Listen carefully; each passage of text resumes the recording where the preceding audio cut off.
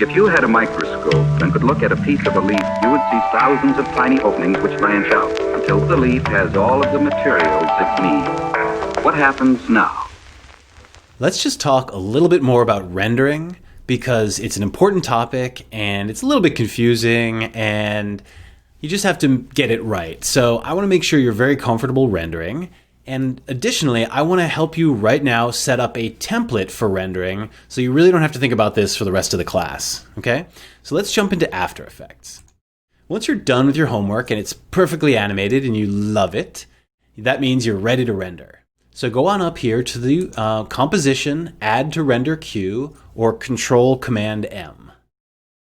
And as we talked about before, that will open up this little render queue in a tab next to your composition. And basically you have render settings you can click on, you have an output module, and output 2, all right? Output 2 we talked about at 25 steps, and that's really simple. It's just basically what you're gonna name your file and where you're gonna put it, like what folder you're gonna put it in, right? So I think you can figure that out.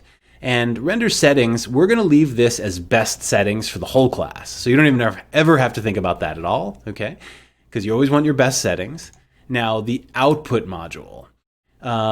This is something, sounds like NASA would blast out into space, but it's actually kind of the real heart of the render queue here. So this is something we're gonna need to dig into. Click on the word lossless, right? And that will open the output module settings. And let's look at these just really quickly. Basically, the important thing is that the format is always, for this class in any case, a QuickTime movie. There are other options in here, but don't worry about them. You don't need to use them. And all these other default things are fine, okay? The one thing I want you to notice is that right here, under Format Options, it says Animation. And that's the same thing as lossless. It kind of goes by two different names in After Effects. I'm not really sure why, but it does.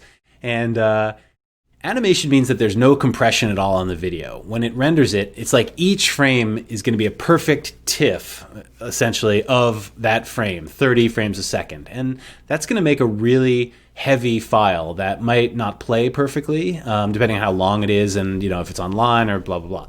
So what we need to do is put some compression on this. So we need to click on Format Options, and that will open this QuickTime options, okay? And here there's a pull-down tab next to Video Codec.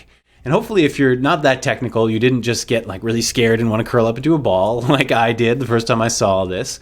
It's really not that confusing, and we're most of the way through. This is kind of the deepest part in the woods, I promise you.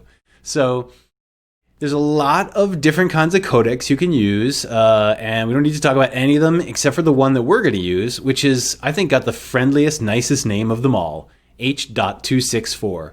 Which kind of sounds like R2-D2's BFF or something. So click on that, and that's what we're going to use, H.264, and quality settings are 100 are great, right? So just hit OK. Now you can see here that this says H.264 the way we want, and the quality is 100. So awesome. Just hit OK. And now, essentially, we're done. We could render this right now, and it would put those settings on that we want, and all would be merry in the world. But let's take this one step further and set you up for this whole class, okay? So let's make a template now of this setting, this render setting, and have it be the default, okay? So under Output Module, or Next to Output Module, there's this little pull-down tab. And in here, you can see that I've set up a ton of preset renders for myself that I use frequently. Or some of these come default with After Effects too. You're probably seeing some of these same ones, but not all of them, in what you're looking at, okay? So what I want you to do is go down to Make Template, right?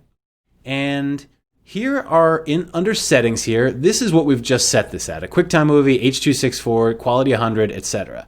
So let's go ahead and call this like AE underscore Kickstart, or something like that, something so you'll know this is the settings for this class, right? And even better, go up here to Movie Default. Right now it probably says Lossless, and go down to what we just typed, which is AE Kickstart, right? And with that all set up like that, hit OK. So now you see down here, you've got your AE Kickstart in your output module as your default. So just leave it there, and you should be set for the class. Just to show you how that would work again, let's say if I delete this and I go back to project 1, and I control command M to move it into the render queue. See that? Right there, the default is AE Kickstart. So you're really all set up now. So for anything you need to render for the rest of the class, just click in here, give it the correct name, and put it in the right folder, and then just hit render, and it'll work perfectly. The last thing that I need to mention when it comes to rendering, that I haven't yet, is just that the work area, which we spent so much time talking about in our composition, you should know that that also determines what's going to be rendered when you add a composition to the render queue. So if this was set up and we were just looking at, just some small part of this composition, and then I added this to the render queue, control command M, it would only render out between the beginning and end of this render work area. So make sure you take that one little step before you render to just check to make sure that your work area is set to the length that you want it to be, which is often the length of the composition, but not necessarily, okay? So that's just one thing to keep your eye on before you add to the render queue. Awesome. I think that covers it, and thanks a lot for watching. If you had a microscope and could look at a piece of a leaf, you would see thousands of tiny openings which branch out until the leaf has all of the materials it needs. What happens now?